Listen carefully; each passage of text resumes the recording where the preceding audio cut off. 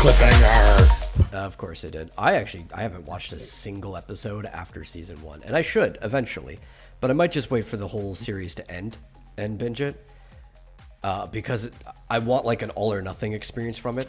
The first season ended on such a good like Lovecraftian note, with him like throwing up the slugs or whatever into the sink. That I'm like, I don't need anything after this. This would have been a good way to end the show, but since they continued, it's like I'll just wait till the whole show is over. Yeah, I think this is the last season. Well, then after the part comes out, if it is the last season, be the perfect time to catch up. But I gotta wait. I gotta wait for them to confirm it's the last season, because you know how they like to pull the rug over. It's like, oh no, we made a lot of money, we're coming back. Yeah.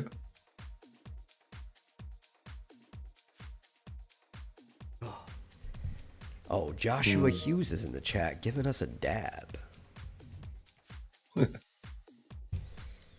Gotta love these Elden Ring mods that make the game harder. Harder? No, that's not the mod I want. You see this? The Elden Ring Game Boy D-Make is real and playable.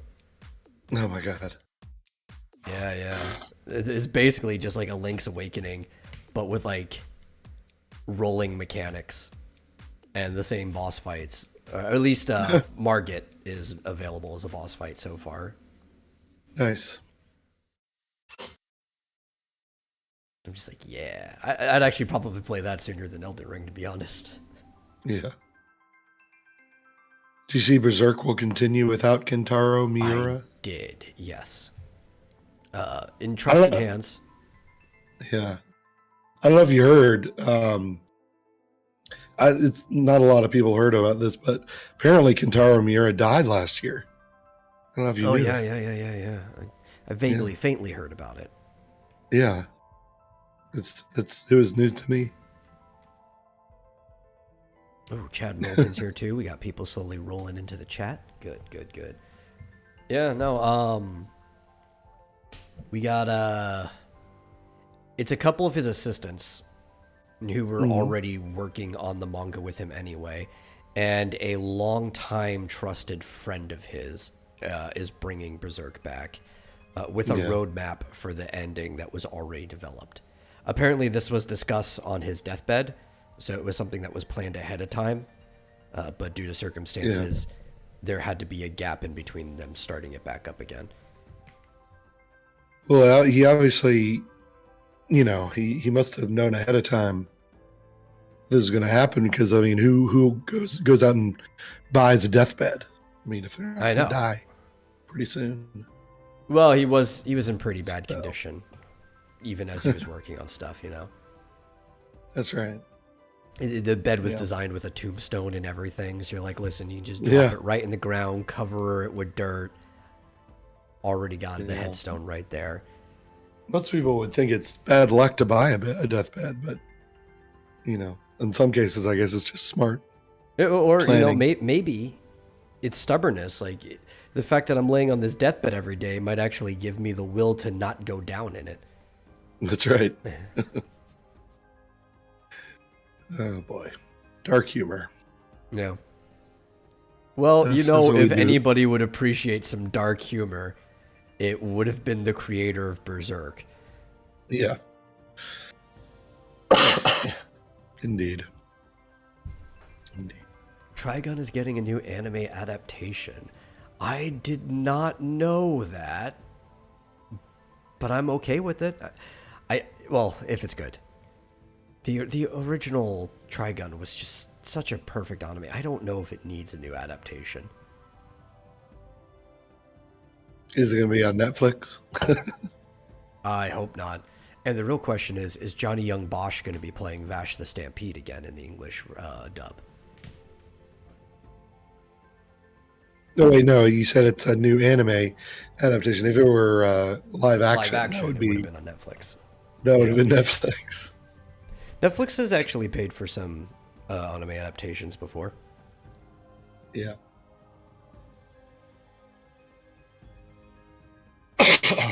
Have you seen Trigun?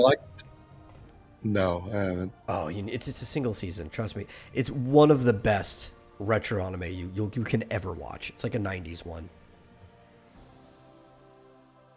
I highly recommend it. Cool. Okay. Yeah. I've heard of it. Well, you know what you've probably also heard of? Our introduction. What? Welcome to the Vomitorium, episode 150, everyone. As always, I'm your host, The Metal, and joining me is my co-host, Marsupial Gamer, who is probably either still eating or has light in his face, if you can't see him here on the live stream. Well, yeah, I'm not... It's neither, but, you know, in case you couldn't tell from my voice. Well, my voice is not great, and I don't know, I probably look like crap too. I'm not. It's your prerogative. I'm not sick. Yeah, I'm not sick. I just, you know, it's funny that it rained like crazy last night, and it's always hard to tell.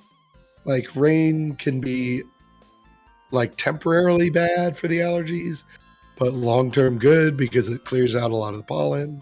Yeah, so it just like throws it all up in the air the first time. Yeah, I guess so, because I feel much worse today, but I have a feeling it's going to get better tomorrow. So. Well, GMT thinks you have the monkeypox. We'll see. That might be. I thought about going to San Francisco. Just thinking about it might have given me monkeypox. Yeah. Or typhus, or the Black Plague, something. Yeah. Yep. You hear about that? Like, what was it, like 2017 or whatever, years ago? There was a bubonic plague. It was found in San Francisco. And it was because of all the shit in the streets. Yeah. Was it that long ago? I thought it was more recent. I don't know. It was like 2017 or 18, which doesn't feel like it's that long ago, but that's like 4 or 5 years now. And if you don't hear anything from me for a minute or a few seconds, that's just me muting my microphone so I can cough. Out of respect for the audience. Yeah. But no, I mean, the good news is that San Francisco voted out their district attorney. Oh, excellent. Their nightmare of a district attorney who is a George Soros appointee. And yeah, it seems they're sick of just, you know, rampant crime in the streets. Yeah. Imagine that. Probably not. It's not even just the streets anymore either, right? Like, they had rampant crime in the streets for the longest time. I want to say, like, I remember hearing things as early as 2010, right? And then it just kept getting worse and worse. Like 2016, when that homeless guy shot that lady with a bow and arrow while riding a bike. But now it's even indoors, right? With their weird shoplifting policies of where if it's like under $950, you don't get charged. So people just like taking things from Walgreens and shit. Yeah, so who knows? Maybe they'll bring in a Rudy Giuliani type to come in and clean it up. Clean up the streets, literally. Yeah, you don't even need like a lawyer or anything. You need to get like elect a septic worker or something. Yeah.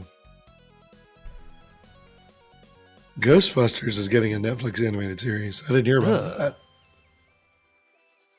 I did hear that there's going to be a live action Plastic Man. Okay. Starring Leslie Jones as Plastic Woman, I guess. So a gender and race swapped Plastic Man. Are you pulling my leg? No, I'm dead serious. Okay, because that sounds like a parody article written by right? The Onion or something like that, or like cracked.com. Oh my god, it sounds like a joke. Like even by the standards of the shit we've been dealing with for the last like decade, that still sounds like a joke because Leslie Jones of all people, right? Okay, are you ready? Ready for this? Yeah. This is via Bounding into Comics. Okay. I don't know if you want me to share my screen. I don't need you read it. I trust you. Via Bounding into Comics, Ghostbusters Answer the Call star Leslie Jones to lead gender-swapped Plastic Man adult cartoon. Okay, so it's going to be a cartoon. Okay. And it's going to be on HBO Max. But it still is going to be... Cartoon's a little more reasonable. She could do the voice. I was just thinking, like, live action. Leslie Jones as Plastic Man. I understand a lot of CG is going to have to be done for Plastic Man to work in any regard because of the nature of his powers. But, like, even as the base person, it's like that was just a little too left field for me at the moment. This is according to Variety. Jones is set to star in Plastic Woman, an adult cartoon that is in early development and reportedly similar in tone to Harley Quinn. I was about to even just guess that it's just going to be the same as Harley Quinn. Yep. So shit. Of course, it's in early development, so who knows? Maybe they'll come to their senses and cancel it. Who knows? See, you would think, but they're still doing the live-action One Piece movies or series. They just put behind-the-scenes stuff recently, like photos. These people don't come to their senses. Yeah, I don't know. It's bizarre. I imagine there was one good thing about the Harley Quinn show, though. And that was Diedrich Bader as Batman. He needs to do that more often. He's actually a really good Batman voice. Yeah. I imagine it'll go about as well as the Ghostbusters movie. Oh, yeah, probably. Yeah. I was saying, I think he was Batman in Brave and the Bold as well. Okay. Yeah. Yeah, okay. GMT confirms he's great in Brave and the Bold. No, it's probably going to be awful. Yeah. I mean, what was the last good thing Leslie Jones was even in? Ever. Some SNL sketches where it actually just worked for the character she was playing. I guess. I can't think of anything that she was good in. I don't know. Oh yeah, here we go. Here's a story about Ghostbusters animated series on Netflix. Is it going to be the female cast? No, I doubt it. Executive produced by Jason Reitman and Gil Kennan, with Reitman also directing. Okay. So it's going to be following the kids, I'm assuming. Yeah, I guess. Ghostbusters Afterlife.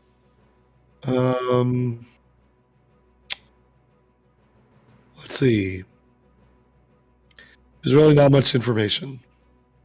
Just says we have lots of ideas how this story can develop. That's it. Yeah. Again, very early on in the process. It's probably just going to end up being a Stranger Things cartoon, but with Ghostbuster stuff. Which would be interesting, because Stranger Things would be a much more interesting series if they had Ghostbusters equipment. Yeah.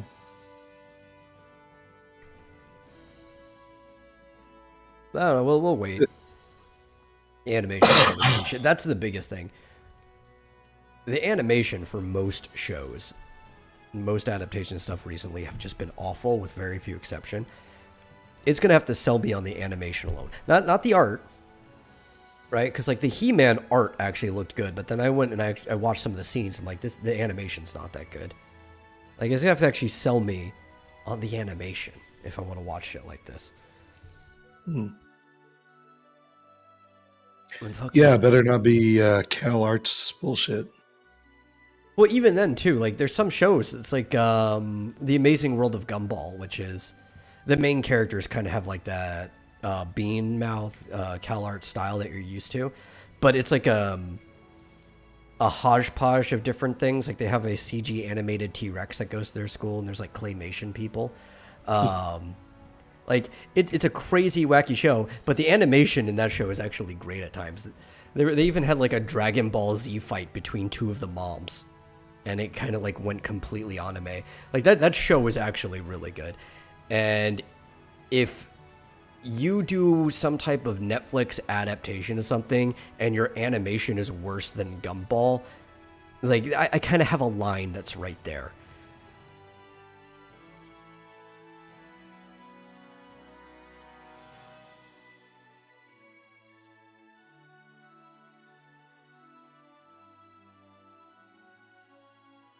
Having Adam do the Magical Girl animation seemed a bit much.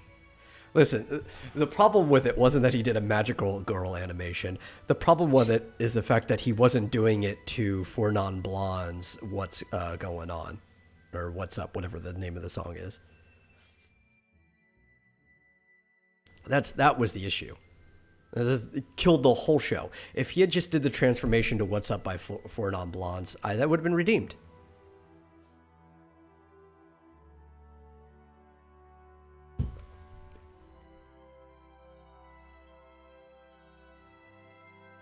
Yeah.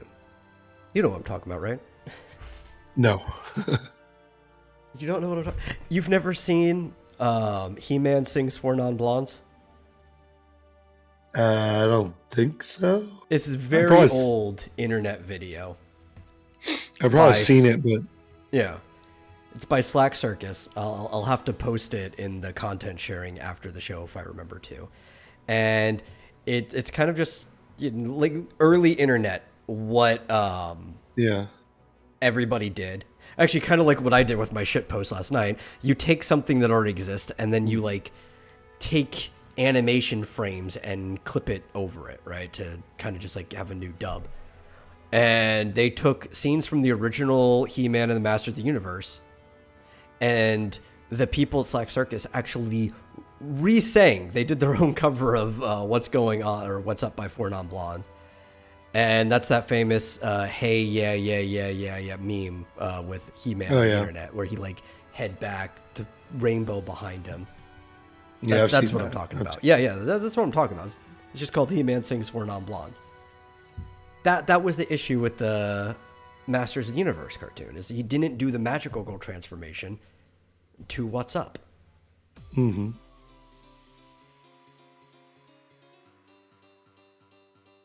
Oh, yes. Yes, Joshua, it is the meme. The original is called He-Man Sings Four Non-Blondes. A lot of people have re-uploaded it under the name Hey Yeah.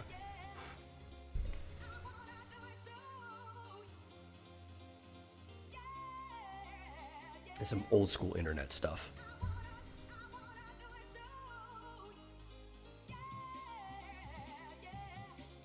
I'm just reading. I'm making myself mad. What are you making? About a PC Gamer report about the HoloLens lead developer is leaving. On that? I guess he's leaving the organization, according to this article, just to pursue other things. There's no indication. Yeah, this is the right time to leave to pursue other opportunities. But then the article goes on to imply that it had something to do with, Me Too allegations. For no reason. And they don't have any for no reason. Proof, Yeah, there's no evidence. And the statement from both him and Microsoft said nothing about that. Listen, we don't need a statement to know that Bill Gates touched him inappropriately, okay? Like, this just goes without saying. Yeah. So that's bullshit. Are you saying Bill Gates didn't touch him inappropriately? Well, maybe, but he didn't touch back.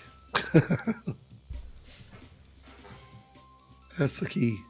Yeah, I mean, if I was Bill Gates, I'd be a little disappointed if he didn't touch back too. I mean, if you're gonna be helping a guy out, he has at least the decency to give you a reach around. Exactly. That must be why they fired him. Yeah.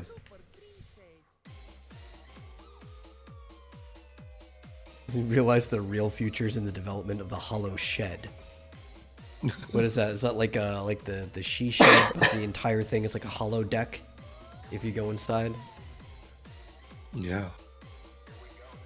Sounds like it. Hollow shed sounds more fun than the HoloLens, honestly, or any VR thing. I'd go inside just a shed outside. That's like a VR room.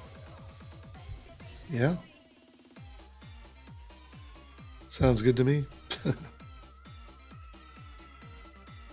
The hollow shed from Futurama. I'm trying to remember that.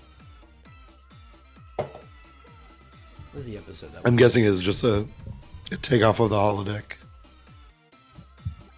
Yeah. I remember which one now, yeah. It's basically what I just described too.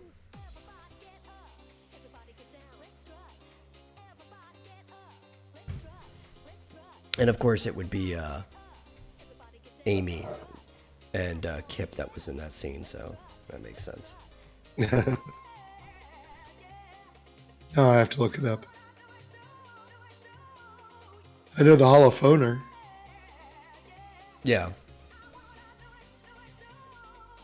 Very wacky instrument.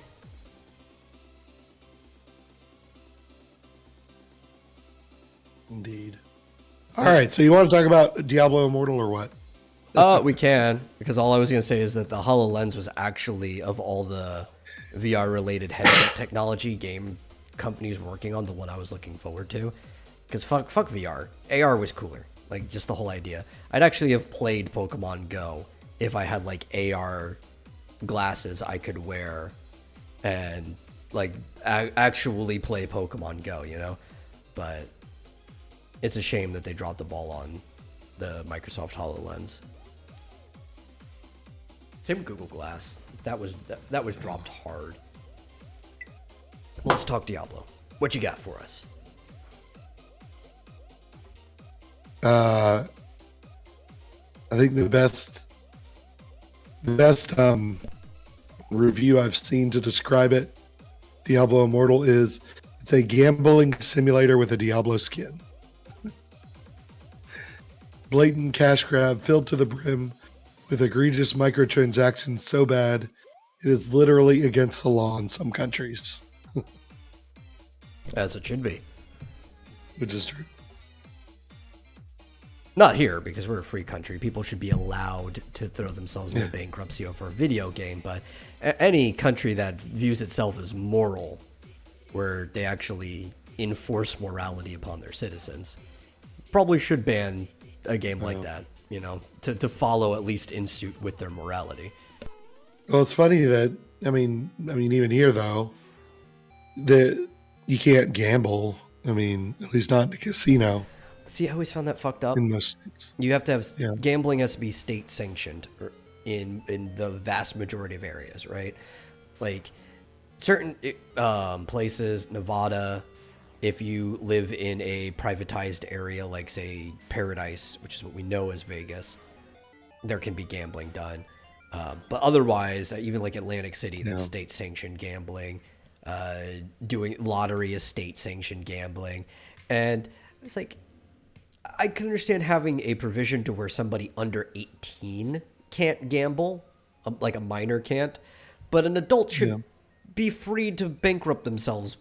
You know, like I don't care that gambling is an addiction. You're an adult, you gotta be able to do what you want to do. Yeah, it's one thing. I mean, I'm kind of on the fence about this because it's one thing to have a lottery where you have to go to a gas station and buy the scratch-off tickets. And, but now it's in your home. That's the biggest problem. Yeah, it's in your home, and they use these underhanded psychological tactics to really hook people. Well, because it's not really gambling, though. That's the big problem. It's pseudo gambling, right? It's a simulation of gambling, or even like a simulacrum of it, because gambling is a high risk, high reward situation, right? Like you put in money and you're probably not going to get money back, but you might get money back and you might get more than you put in. These things, they give you this emulation of an award, right? You don't actually get anything of real value, just something that gives you that dopamine release. So it feeds the addiction. The same. It's the dopamine release. I mean, it'd be almost better if they just gave you money. Yeah. Because it feeds that gambling addiction. It pings the same thing, but you don't get anything out of it other than the dopamine. Yeah. But they use, so some of the tactics. So I've been watching videos of Asmongold and the guy named Bellular Gaming. Yeah. Talking about this, and some of the things they do. So you have this very, very low chance of picking up these 5-star gems that make your weapons and armor better, right? Yeah. So it's like a 0.05% chance every time you go through one of these essentially loot dungeons. But number one, it costs this in-game currency to do these loot dungeons. And if you don't, there's a what do they call it? A pity roll or whatever, where if you don't pick up the best system. Yeah, where if you don't pick up the best loot that you're looking for within 50, you'll get it on the 50th run. But the currency to do the loot dungeons, you can only buy in lots of 45. So you have to buy 90 to be guaranteed one. So it's, stuff like that. It's kind of like the old, buns, hot dogs come in packs of 10, buns come in packs of 8 kind of thing. Yeah. I think how the pity system works in most of these games, because we were talking about this a little beforehand there are some gacha games that are actually done really well, and I don't hate the idea of a gacha system when it's done well. But it's not that it's hard to do it well. It's just easy to do it wrong because people who do it wrong make more money. They intentionally do it wrong.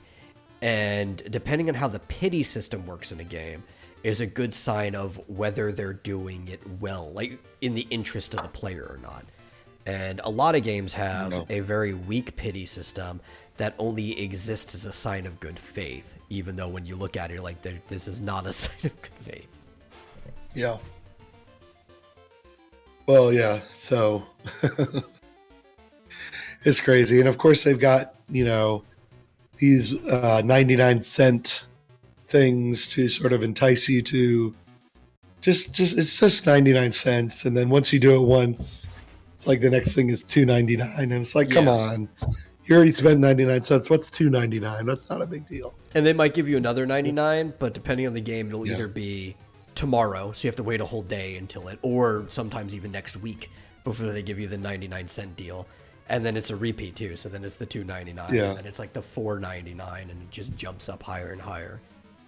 Right. And then they'll, after you run a dungeon, sometimes you'll get a chance, you can basically pay 99 cents to get better loot from the dungeon you just ran. Yeah. That's like, if you weren't happy with it, you can upgrade the stuff you just got. Yeah. And Bellular Gaming went through this whole article that was describing all these different methods that they were using, and it's just like they just threw the kitchen sink at it. Let's use all the psychological hypnotizing methods we possibly can think of. They pretty much threw them all in. So it's pretty bad.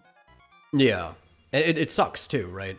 Because I'm not even against people spending money on gacha games if they like them. I think people should do it within reason. I play War of the Visions Final Fantasy Brave Exvius, which is like a tactic style game. Every few months, I might spend $5 on the game because I enjoy the game. It deserves support if I enjoy it. Yeah. And honestly, I've played it longer than I play most games that I've spent $60 on. So if I spend a little more than that over a long period of time, the game kind of deserves it. But the problem is the impulse control that gambling addiction feeds upon. Yeah. That some people just can't help it and they end up spending their fucking life savings on this stuff. Yeah, so like I said offline, Asmongold has been sort of illustrating the absurdity of it by acting like a whale, and on his live streams, he's been spending money right and left on it, just to show how absurd it is. And last I checked, he spent about $600, and I don't think he's gotten anything above maybe a 2-star gem out of 5. Maybe he got 1 3-star or something like that. But and of course the battles are fairly easy for him because he's paid to upgrade his stuff. So pay to win. Yeah. So he's just kind of, I guess, showing how absurd it is by spending all this money. Yeah. But generally speaking, it looks like a lot of people are really, really upset by this. Well, the problem is it gets people who don't even have gambling addiction, right? Or like that impulse control problem in that regard. So these games get you, like you said, all the psychological tricks by feeding into several different traps. So if you don't hit one of like the 5 things they set up will probably hit you. Yeah. So one of these things talk about pay to win. Nobody really cares too much about the PvE in these games. I mean, there's a few people, but usually you don't have to dump money into a game until way, way later in the story, and maybe your RNG has covered it by then. Anyway, to do the PvE, you can usually do it with the stuff you're getting on the free version. It's the PvP is one of the things that get you. And some people are addicts to winning. Like they think, if you win, it's because of your strategy or skill, not because like the gambling version of winning, where it's like, oh, that dopamine. Like they have like this combo dopamine serotonin release of being high on ladders, right? So these people also get suckered in because they have to keep dumping money in to get the best stuff to be able to stay high up on the rank ladders. Yeah. They get you in every way. You think they don't have a way of trying to sucker you in. Maybe, but you're a very rare person if that's the case. Yeah, they've even got monthly battle pass things that you have to buy. What was it? I'm trying to think of the name of a particular... it's sort of it's a trick where a decoy, that's what it is, a price decoy, where they'll show you like, okay, here's the small amount for 99 cents. Here's the medium amount for like, say, $9. And here's the large amount for $10. Well, they never really intended you to buy the medium amount. Oh, of course. They want you to look at the large amount and say, oh, that looks like such a great deal, compared to the medium. Yeah. So these decoy price levels and... Well, and you can also tell whether a game is doing things in... Well, nothing's ever doing it solely in your interest as a player, right? Because it is a business. But, like, if you're a company that's trying to do things, I guess, fairly, right? If fairness is something you value because you think it'll keep you customers long term, then you're trying to do a trade that's in both you and the customer's interest, not just the company, right? And so one thing you could tell is how do they do their pricing for their in-game currency? Some companies do not give you any discounted rates for higher bundles, right? And by that, what you do is you take the smallest rate and you do the math and you scale it up, right? And if the $10 one is exactly 10 times as the $1 one, then they really don't care about fairness, right? They're just trying to sucker you into getting the big one every single time. Because, like, well, it's the same price as if I bought it, like, 9 times. I think, actually, Riot, back when they were a better company for League of Legends, used to do it this way. I think they still do, and a lot of people picked up on it.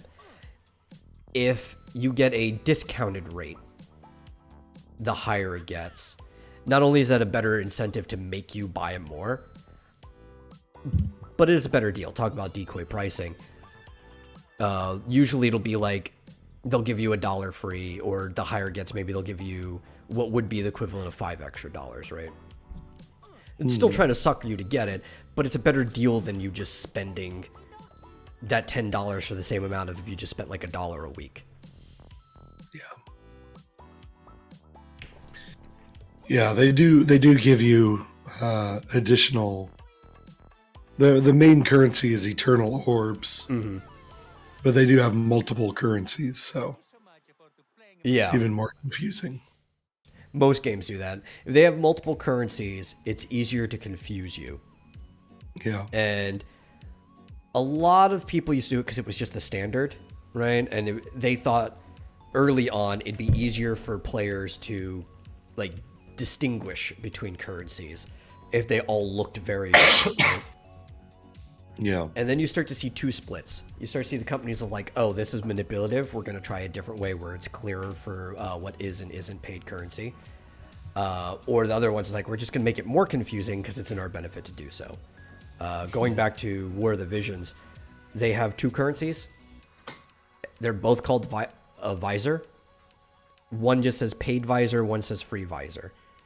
So, like, there are certain draws you can only use with the pay money. They're very quick, like a pop quiz, right? Like a pop draw. You could do it then if you have it. Doesn't, that gets some people suckered into it because you can't not. But then most of what you get, even from completing quests, will be the free one. And even if you buy so much of the paid one, they'll give you a bunch of free stuff for on the house with it. Again, still manipulative. Not trying to say it isn't. It's just one of the better ways to do it compared to a lot of these other companies. But yeah, from what I've heard with Immortals, they have like 3 main currencies, but then there's still a bunch of other shit that you have to trade with in the game on top of that. Yeah. So yeah, and what's funny is like people are saying that it looks good and everything. It's basically Diablo 3 with a few more mechanics and new locations. But it plays really well, and for a casual who just wants to kind of play through the story mode, it's fine. Yeah. And it's fun and everything, but it's the end game where they get you. Yeah. It's always because that's where. Yeah.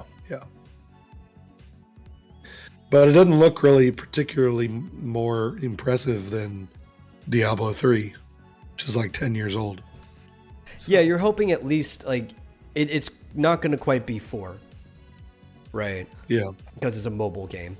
Even the PC version that they try to make high fidelity by comparison, but like you expect it to be somewhere between 3 and 4, closer to 4, but like not closer to 3.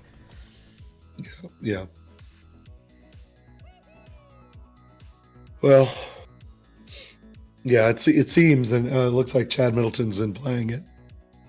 Maybe he can confirm it. It seems to me like it's basically just, Diablo 3.5. It's like, yeah, which is fine. I mean, I enjoyed playing Diablo 3, but I wouldn't. I would encourage people to not spend a dime on it.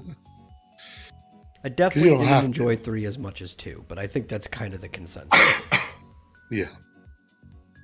But I mean, you gotta admit the graphics and, the speed and jumping around and creatures coming up out of the ground. I don't care as much, but there were a lot of cool mechanics and the gameplay was more intense. Like there were some good things about 3, for sure. Yeah.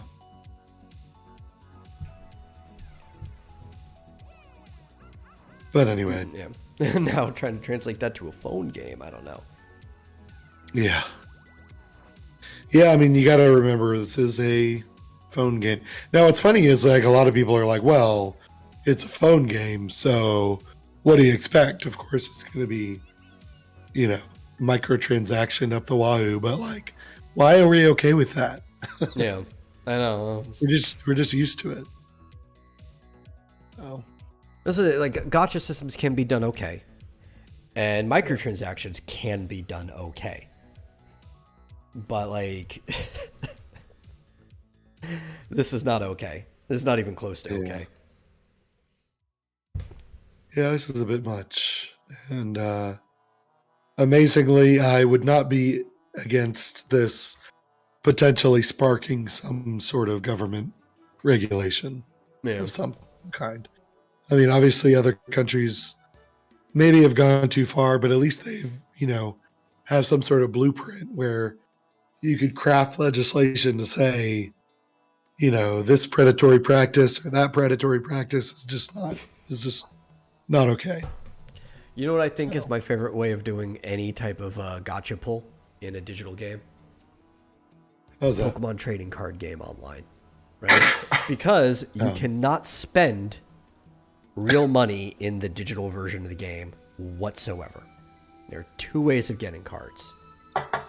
You can either grind matches. They're the trainer matches, which you can do against the CPUs and stuff. There's even kind of like a story mode, the tournament league. Or you can play against other, like, just randos on the internet trying to play, and winning you'll get more coins. And then you can just buy packs and decks that way. Or if you buy a pack in real life, so at least you still have something physical from it. There's some type of value to it. Every single deck will come with a code that has all the cards that are guaranteed in that deck, and every booster pack will come with a code that will give you a randomized booster pack of the same type in the online game. Mm-hmm. This way, adults can still spend as much money as they want. If they just go out and buy packs, hey, you got physical cards with it too. At least we know we sold you something of real value, a card you can hold in your hands. And kids can't just take their parents' credit card over to the computer and just start buying digital packs.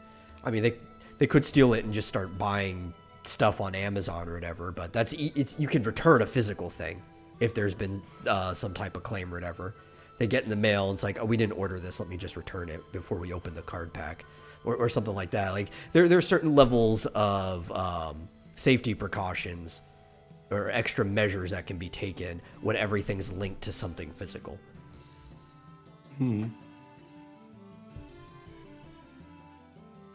Oh, could you imagine if the regulation was that oh man, it would be awful if you could only pay for like gacha stuff by going to the store and buying a physical card. Now, of course, people would still find workarounds, right? Like the people would just be selling the codes for cards online. So you just still purchase it that way. But that would be a very interesting measure of you still have to take this extra step instead of just putting your credit card information in there. Yeah. Oh, here's the story. By the way, Chad, yes, I did hear about the new details on Ezra Miller, but I don't know if we want to talk about that. I absolutely no idea what you're talking about, other than is this related to the choking thing, or? No. Oh, okay. There's another new story. I don't know. It's kind of a non-story. We can get into it later. Okay. I just wanted to acknowledge that. I saw another article. It says Diablo Immortal player points out big problem with the game's pity system. Okay. I wonder if they're talking about what I was talking about, where you have to buy, you need 50 legendary crests for a guaranteed 5-star gem, but you can only buy them 45 at a time.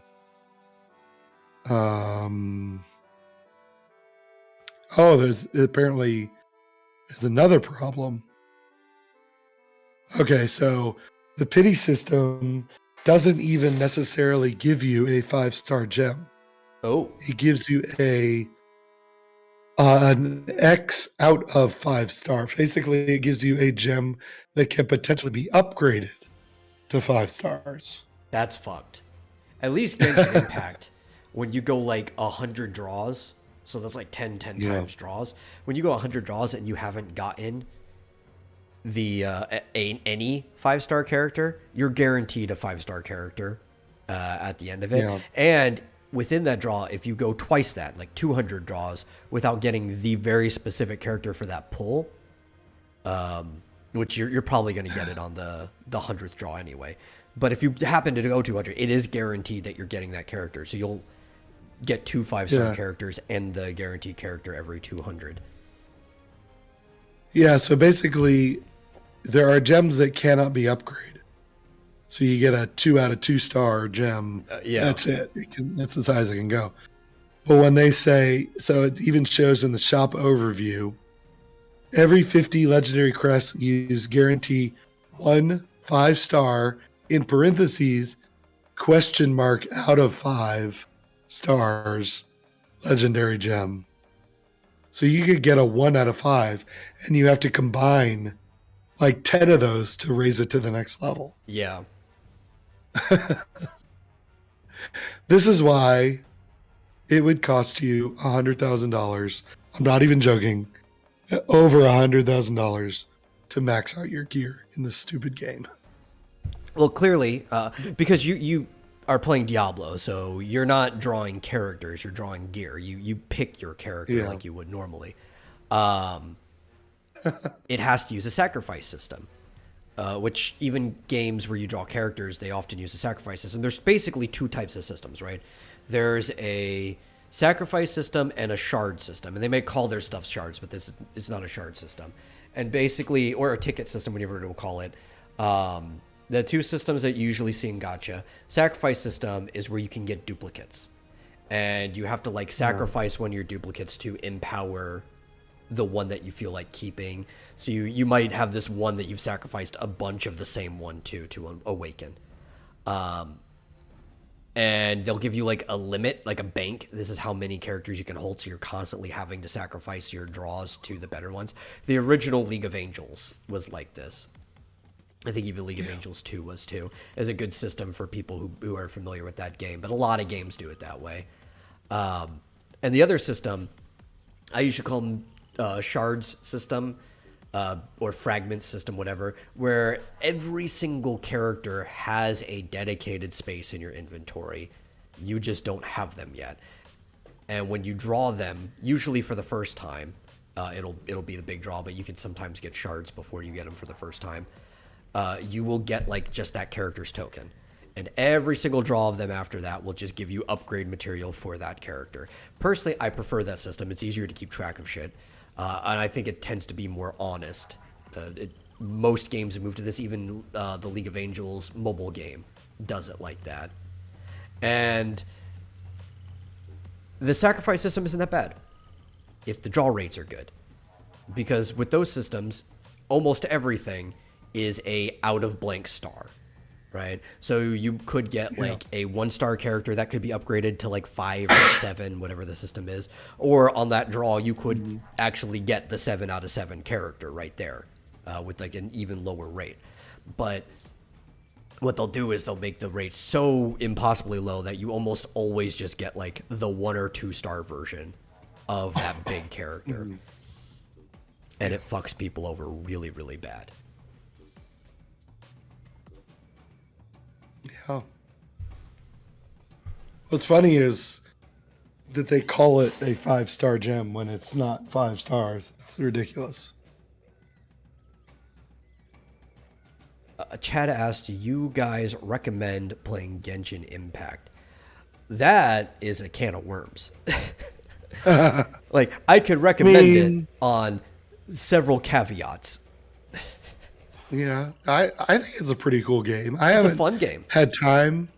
Yeah, I haven't had time really to play it, but like what little I played was fun. It's very Zelda-like. Very, very Breath of the Wild. Heavily Breath of the Wild. Here's my caveats on it, right? You should play it if A, you're not easily manipulated by games and are fine having a casual time. B, have other people you can play it with because the game is semi-multiplayer. Most of the stuff you're going to have to do by yourself. Like anything that involves trading with NPCs you can only do in your world. Like some of the boss stuff you can only do single player, like for story bosses. But a lot of the missions and stuff in the game are very multiplayer, and it's less grindy when you're playing with friends. And C, and this is the biggest one, only spend money on the battle pass. The game, like I said, if you like supporting a game that you enjoy, it's fine to throw money at it. The gacha system is no better for you spending money on it than if you play for free, if you have okay RNG. It literally, it is hard to pay to win that game, and people will go broke doing it. But the Battle Pass gives you a lot of the free in-game currency for doing it, as well as a bunch of other stuff, weapons and stuff like that, just for leveling it up every month. It's not expensive. It's an okay way to feel like you're supporting the game and get a little extra out of it. I almost tell people to promise me, like, the only money that you will ever spend on this game, if you spend any, is the Battle Pass. Yeah. And obviously play for a while before you pay for that. Yeah, just to see if you like it. I would say, so the beginning of the game is split into 2 sections, right? Before they added any additional content here. I think when it first released, it was only the first area. So Mondstadt, which is this very Germany continent, the one where you start in, I would say play through most of Mondstadt before deciding to spend any money on the game whatsoever. Make sure you get into Liwa. And if you get into Liwa, then you can feel free to spend something on the Battle Pass. But if you spend it before Liwa, you don't even know if you like the game yet.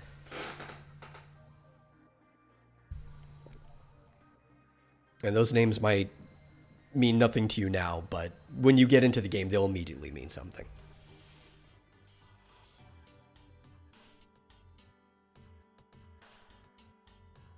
I'm bad at advising people, though. Like, I have to, like, think about myself and then take me out of the situation, because I have amazing RNG.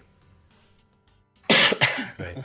I like outstanding RNG. It's not even funny. I play a gacha game. I pretty much get every single thing I want from the game without spending any money on it. So I have to, like, check in with other people and see what other people's experiences are before I can properly rate a system, or if they have the rates available, which I think legally you now have to have the rates available for pretty much every game in every region. I just start doing math and seeing, like, okay, if I start compounding these statistics, because most people don't bother to compound the statistics when they're rating gacha systems. If I start compounding them and also comparing them across pools, is this a fair system? That's usually how I have to look at it, because, like I said, I get everything. They do, like, a summer event with a bunch of bikini girls because they know that's how they get people over. It's like, boom, I got all of the bikini girls without spending any money on the game.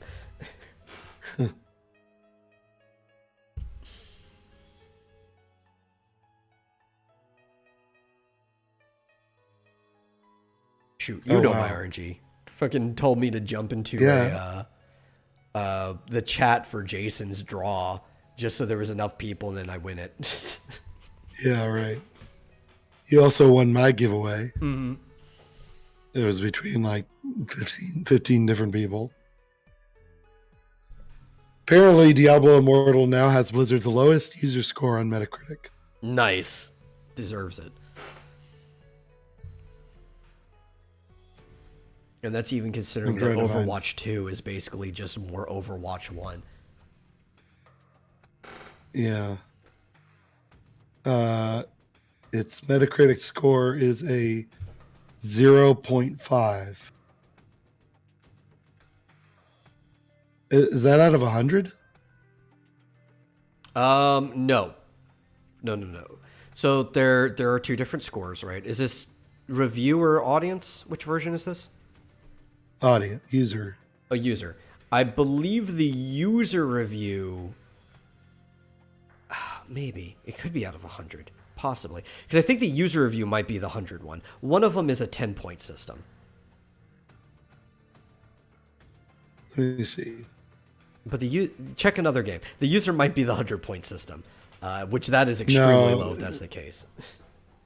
It looks like it's... No, the user is out of 10, I think. Okay, it's the 10-point system. Okay.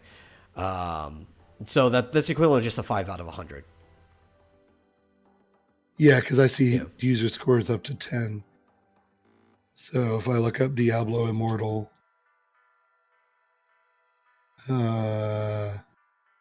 wow. PC version has a 0.3 out of 10. Oof.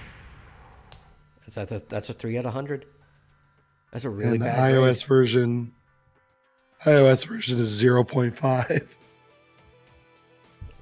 Really bad grade. Yep. And the way they do it, the way Metacritic does it, is they take multiple reviews and they run an average between everything. Not on the rating of the review, but a high or low average, right? So if it's a thumbs up or thumbs down, and they average that across. So that basically means for a 0.5, 1 out of 20 people liked the game. That's a pretty bad score. 1 out of 20 people approve of the game.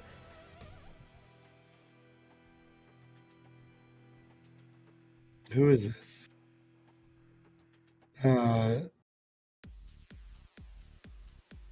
There's a hate to keep talking about this subject. There is a New Zealand-based streamer on Twitch named Quinn69. Nice. Yeah. Who has spent 10,000 New Zealand dollars, which I guess is about $4,000 US, and has not gotten a single 5-star legendary gem. Wow. Which again, you need to fully upgrade your one piece of armor. So wow. Yeah, see, that's, again, most companies that try to reel you in, because they want you to feel like you're playing a fair game, right? So they usually dangle something in front of you. Like, it's the first week the game's out. Normally, there's a newcomers campaign for early adopters. Like, hey, you got the game. Let's throw you a bone, and here's a 5-star thing or something close to it right off the bat, you know? And they'll just give it to you, and then you'll feed money in trying to get another one after that. Or every so often, there'll be, like, returners events or anniversary events and stuff. Like, you gotta dangle your audience if you want to keep them on the hook, you know? Yeah. Oh, I take it back. The amount he spent is the equivalent of $6,400 US. Whew. And he's gotten 0 5 out of 5 gems. Unbelievable. So basically, they've made the thing that you're supposed to be trying to do virtually impossible. Yes. Unless you literally spend like $10,000.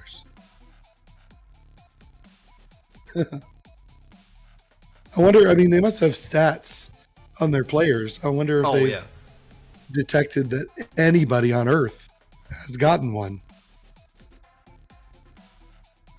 I imagine somebody has. It's crazy. It's the big problem with this games as a service model, because most games shouldn't be a service.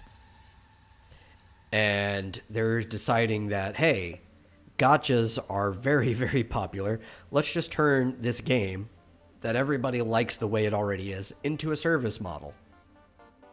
Because fuck you, that's why. I mean, I can understand if they're, I mean, I wonder if their thought process is, look, we want this game to last, right? So we don't want people getting 5-star gems for a while. But the fact that they tied it to real money, I mean, if they tied it to time and said, look, it's likely nobody on Earth will get a 5-star gem for the first month that it's out. That's fine, as long as it's specifically tied to playtime and not to real money. There's also another thing about that I didn't bring up before, about looking at the in-game currency rates, right? Like, because not only do you look at like how much does it cost for $1, like how much does $1 of equal in the in-game currency amount, you also have to look how much in-game time does it take for me to grind the free version of that money to the equivalency of $1, because then you can kind of figure out like what an hourly rate of play is. And if they're giving you shit worth of like gems for $1, like I could grind a dungeon and get more than that, then they're fucking you over.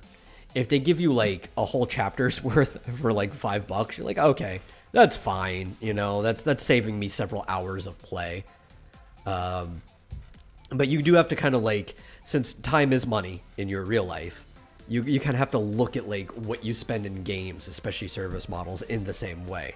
And if you're spending way more money than the amount of time it takes to grind it yourself, then you are not making a wise decision. Yeah. And that's another way of looking at a time, because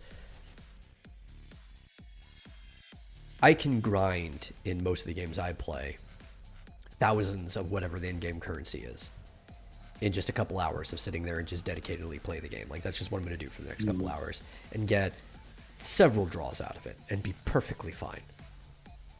And maybe some people don't have the time to do that. That's fine. That's why you can trade time for money and money for time, vice versa. But if they don't dangle, that's still the most important part. If they don't dangle it in front of you at the beginning, it doesn't matter how much time it takes to grind that in-game currency. You're gonna leave people before they get hooked on it. You know, like, it's like the first page of a book. If it's not interesting, people are just gonna leave. And it seems to me that there are apparently currencies in this game that you cannot get from grinding. Yeah. I'm sure. So, yeah. So I don't think you can get these gems at all just from grinding. It's ridiculous. Yeah, it sounds stupid. But also sounds very Blizzard, so, or even more so, very Activision. So I'm not really surprised at all. Well, now, Microsoft is buying them away from Electronic Arts, right? Am I wrong about that? They were never involved with Electronic Arts. Oh, right. It's Activision Blizzard. But they are buying them in general, the whole AB. Right.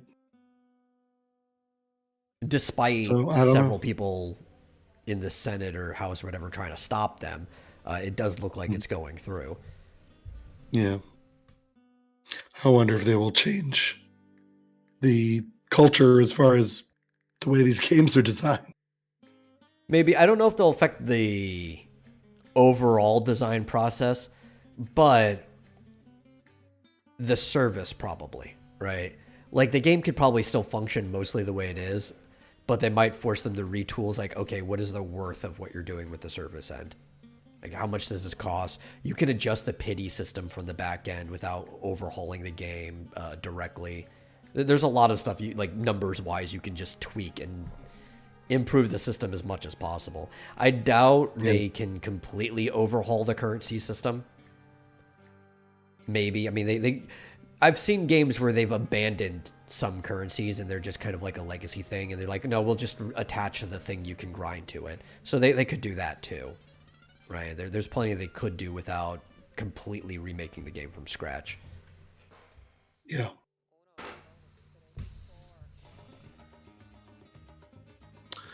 Well, I guess we'll see. Yeah, this is Microsoft cares. Right? Yeah. So you want to know what happened with Ezra Miller? I guess. I really don't care about Ezra Miller, but if it's entertaining, it's interesting. Honestly, it seems like a bit of a nothing burger.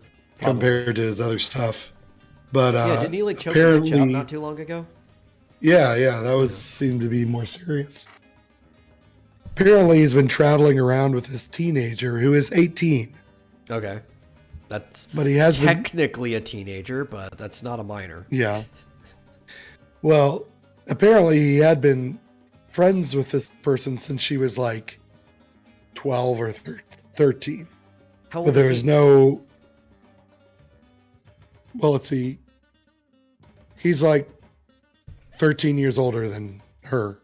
Okay. So he was 25 and she was like 12. That still might not be the worst thing. They could be family friends, like if their families knew each other. No, they didn't. Yeah. Oh. She was a fan. Then it might be awful. Oh, fan. Okay. Yeah. Well, but there's no, at least in the story that I saw, there was no indication there's anything more going on. But now she's 18. Yeah. They're like inseparable. He got her to drop out of high school. He has been apparently giving her alcohol and drugs, so that's illegal. Yeah. And the parents have filed a restraining order to get them separated. But of course, the child or the teenager is now legally an adult, so I don't know, unless they get her in a conservatorship. I don't know what more can be done, but it's just the latest scandal. Yeah. I mean, this legally sounds like it would qualify as grooming. Obviously, up until the point of being 18. But morally, it sounds very unintentional. Yeah. It doesn't sound like the worst thing in the world. Just not above the table. Like, again, the other things he's done sound far worse than this. Yeah, I think it's just the scandal is that the parents are trying to get a court to step in. I don't blame them though. I mean, well, they should have done that before she turned 18. I mean, yeah. It's like, now what are you gonna do? I mean, there are things you could do, especially if it legally qualifies as grooming prior to this. You could make some argument that this person is not in the right mind and thus should not have attorney of themselves, right? But you'd have to get them committed to some type of rehab or something, That's the only way you can do it. So, and that's hard because at 18, they have to technically commit themselves. Like, you'd have to convince them to be committed. Yeah. Yeah, it's just like one more thing to stack on top of. Like, why would anyone hire him? I don't know. Job. It does look like they may even remove Amber Heard from Aquaman 2. I heard about that. That was kind of funny. Of course, she'll get paid for it, but obviously, yeah. Well, because they have to release the contract, which is going to come with some type of severance pay or something. Yeah. I mean, she's probably already gotten paid a base salary or whatever. Probably. Which I think didn't it come up in court? It was either $2 or $4 million, something like that. I actually don't remember because I didn't watch everything fully. Yeah. Bruce Campbell. There you go. Mira. I think they should hire Gargura as Mira in full shark costume. Mm-hmm. I don't know. I think, in the comics, Mira's got some floaties that Gura doesn't have. So I don't know if it's a good fit. Gura's too hydrodynamic. I think she could wear floaties. No, not these kind of floaties. Oh, those kind of floaties. Yeah. Well, she could wear the ones on her arms. Mm-hmm. The GoFundMe for Amber Heard got shut down. That's funny. Oh yeah. I mean, it should why are you gonna help fund this otherwise rich person to cover their court fees? I think that got shut down because they figured out that the person that started it had no connection to Amber Heard. Well, the thing is, usually, that's not a problem. Yeah, but they have to be able to actually give prove you the money, that it's actually going to. Yeah, I know. I think it was just a scam from the start. They used to let you do that though, but I guess also there was less people scamming back in the day. They just take on good faith that it's okay, they're doing this to help the person out and they'll get in contact with them. But yeah, that was also back in 2010, so the system has been abused a lot since then.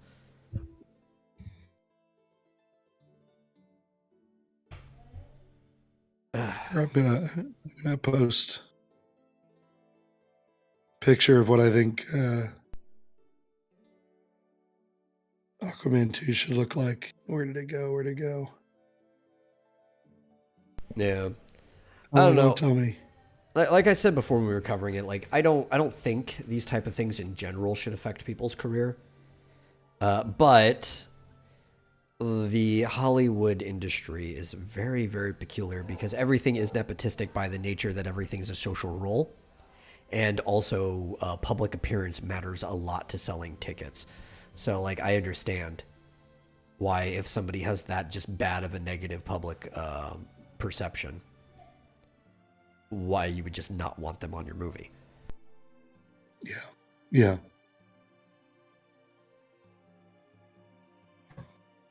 Here.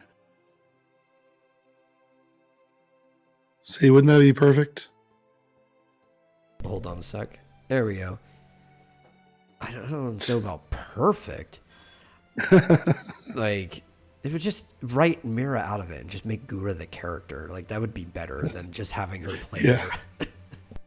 Yeah, exactly. We're just going to CG HoloLive characters right into Aquaman. Why not? Half the characters are CG these days anyway. Yeah, really. GMT says, that's not Bruce Campbell, so no, that's not perfect. Listen, there's only one role I want Bruce Campbell to play, and I'm never going to get it. He's too old to do it now. And that was Inspector Gadget. Bruce Campbell would have been the perfect Inspector Gadget. Yeah. I can't find any pictures of Bruce Campbell as Mira. Yeah, I don't think... Well, you could go to that AI. I think it's, what's it? Doll E AI. I'm trying to remember. It's like DALLE.E. And there's an AI that somebody put. You're probably not going to be able to do it because during the daytime there's too much traffic because everybody's trying to use it. And somebody made an AI where it will basically fashion together 9 pictures for you based on any prompt you put into it. Yeah, I saw somebody, I think Memology did like a morbidly obese Hitler. And then he did it is pretty morbidly good. Obese. Yeah. Did morbidly obese Hitler in a bikini. Yeah, that was pretty good. That's hilarious. I will have to try that another time. Yeah. Oh, there we go. Game of Thrones is putting it down. The Dolly Mini. The Hugging Spaces is where the demo for it is.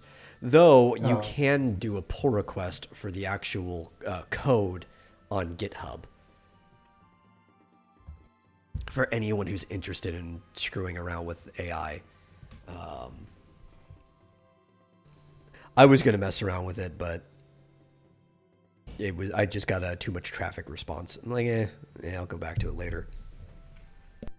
All right, well, I typed in Bruce Campbell as Mira in Aquaman. We'll see what it comes up with. Probably nothing.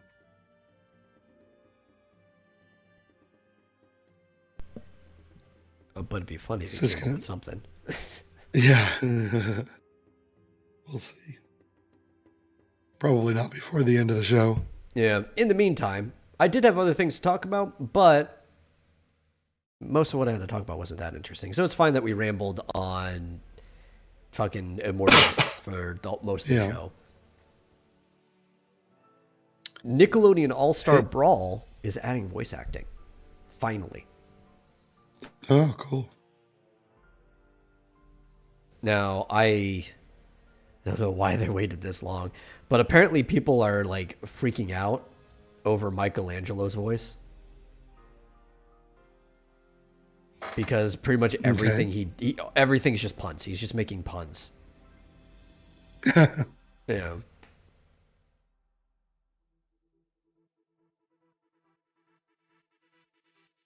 Especially, one of his lines too is, "Dude, I could be gaming," which was his intro line when he appeared in Injustice 2. So that's kind of a cool throwback. He says the line. He said the line. Yes. But it is like including actual voices of the characters, so that's good. That's what you want. Tom Kenny is playing SpongeBob. And Zim is being voiced by Richard Horvitz. So that's all good. I just don't know why they took so long. That should have been there at launch. Yeah, really. Why wasn't it? I don't know. Maybe they saw the trailer for what's it called? Multiverses, and they're like, fuck. Now we're gonna look even worse. Yeah, probably, because that had voice acting right out of the gate, right? Yeah, from all the people that you wanted it from, too. Like, Batman was, what's his name? From the animated series. Why am I spacing out on it? Kevin something. Oh, no. It made Bruce Conroy, Campbell Aquaman. Kevin Conroy. It made him Aquaman. Well, that's an improvement. Kevin Conroy, yeah. Thank you, GMT. I have no idea why I was spacing on his last name. They had like George Newman as Superman, who played him in Justice League Unlimited, and a whole bunch of just good cast. Matthew Lillard as Shaggy. It's like, oh man, we see this. It's all the voices people want. We can't not have the voices in the Nickelodeon game now. Look how bad it makes us look. People are already complaining about it.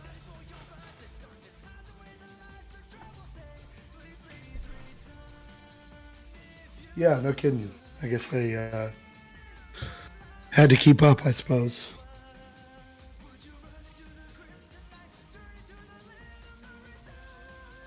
There are some more screenshots of the in-game world for Final Fantasy 16 that came out, as well as more of the staff. And now, suddenly, everything makes sense when I see the staff on here, right? Mm. And we already knew that Naoki Yoshida is the one doing the producing, which is the same guy who turned Final Fantasy 14 into the successful game that is today. We also have people who worked on Final Fantasy V and The Last Remnant, like Hiroshi Takai. He's the main director. And a bunch of returning people. But the one that really caught my eye was the combat director, which was Ryota Suzuki. And some of the other games he was on were things such as Dragon's Dogma, Ultimate Marvel vs. Capcom 3, but most importantly, Devil May Cry 5. And when I saw Suzuki's name, I'm like, oh, okay. Now everything just makes sense, since it's basically just a Devil May Cry Final Fantasy. I get it. Yeah. All comes together, yeah. Well, I'm still excited about it. Oh, I am.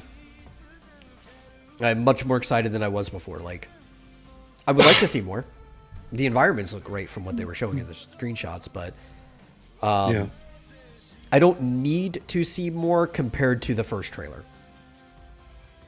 I'm not utterly offended by the game. As a longtime fan of Final Fantasy, it's like, yeah. If it's open world, that'd be cool. Like, I would like it to take the good stuff from 15. If they want to keep going in that direction. It's just, it's not a Dark Souls game. That's a plus. All kinds of bad things it could have been. Chad Middleton is claiming that Nickelodeon All-Stars Brawl is dead online. Probably.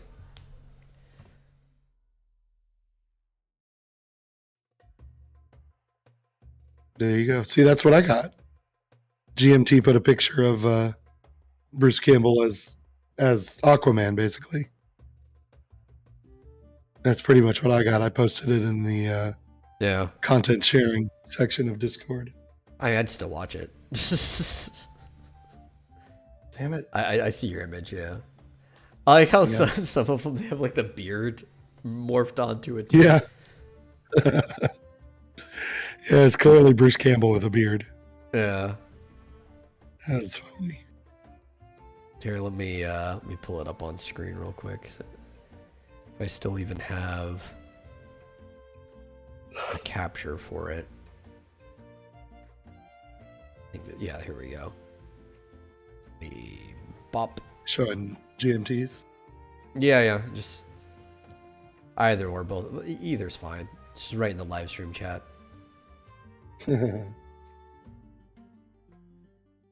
Yeah, I definitely watch any of those movies. The one in the middle top row looks perfect. Bruce Campbell as Aquaman. They'd have to de-age him a bit, though. Yeah. Or they could just do a Kingdom Come movie, and he could be Aquaman in that. Does that take place later in his life? Yeah. Well, I mean, Kingdom Come takes place later for almost everyone. Yeah. There you go.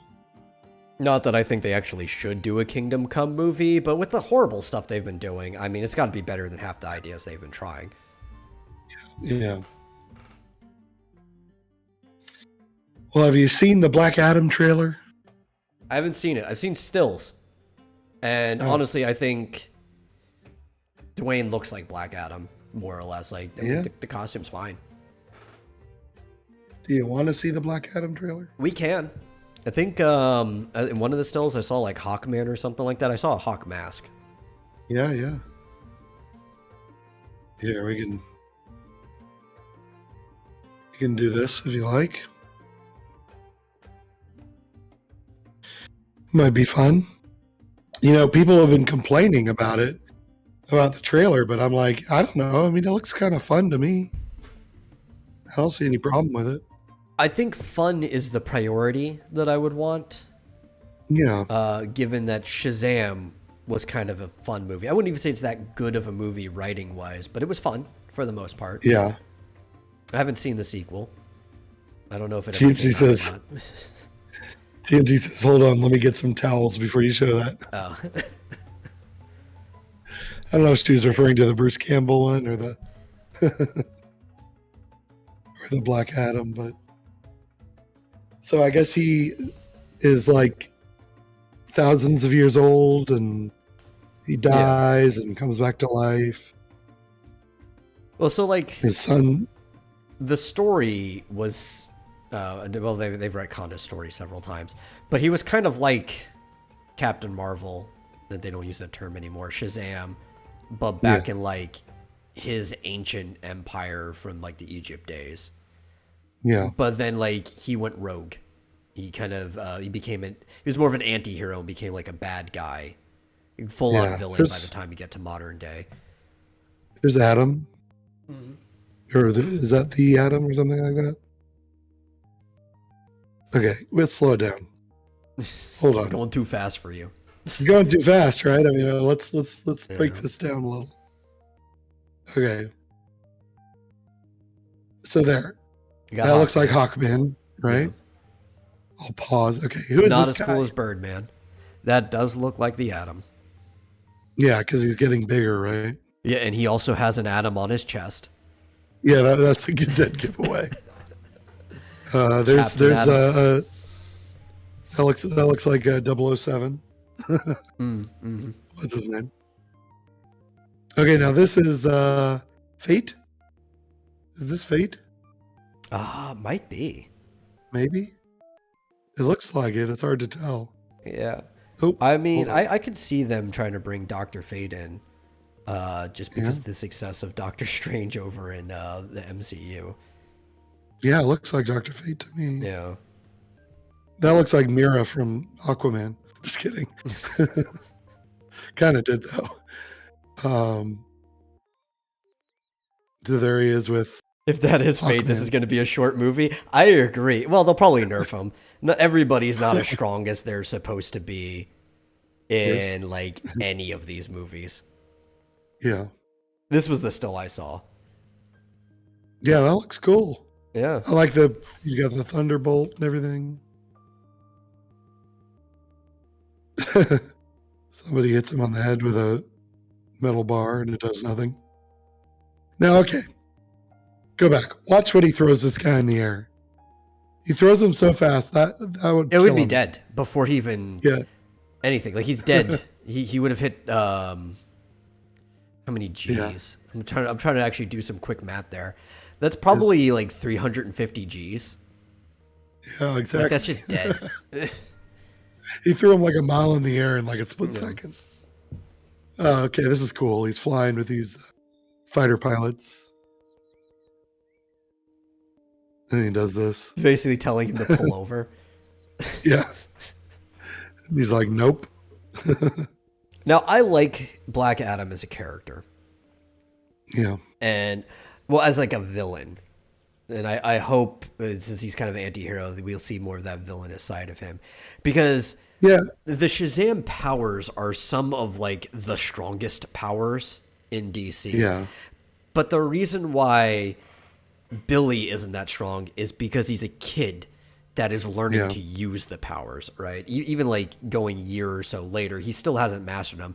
Black Adam has been around for a really long time, and he kind of learned how to master the powers when he was like back in the ancient Egypt days. So you have Yeah. somebody who is almost perfected it, and sometimes it takes like the whole Justice League to take him down with Yeah. how strong he is. There's even a can- good animation where both Billy and Clark tried to fight him at the same time, and they were struggling. Yeah, I mean, he can go toe to toe with Superman, right? Oh yeah, yeah. Well, especially because like the nature of the power is magic, and Superman doesn't have any like specific protection against magic. It's like fighting somebody Yeah. without armor on. So like there, you can't hear it in the audio, but Yeah. they're in right around this time of the trailer. He's like talking to someone who's like, we're superheroes. We're not supposed to kill people, and he says, "Well, I kill people," or something like that. Yeah. So it does sound like he's going to be an anti-hero. Well, they're marketing as an anti-hero. I don't want him to just be an anti. Well, I get it.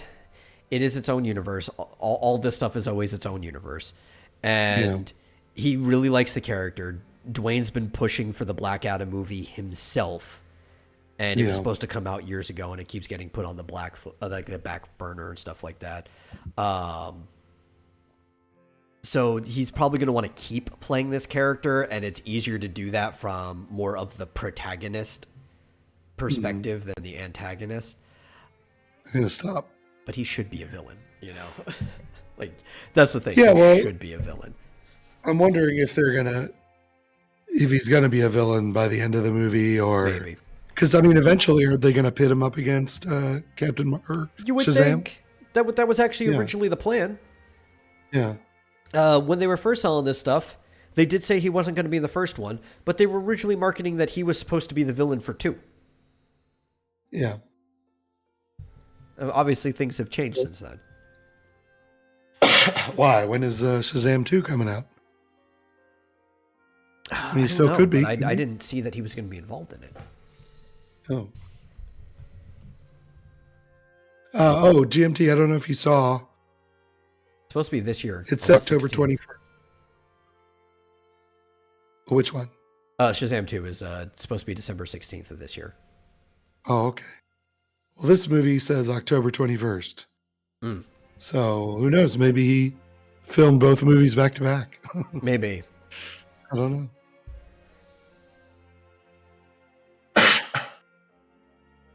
Here, I'll turn on my camera for the last 2 minutes. Because they have a whole family of Shazazms now.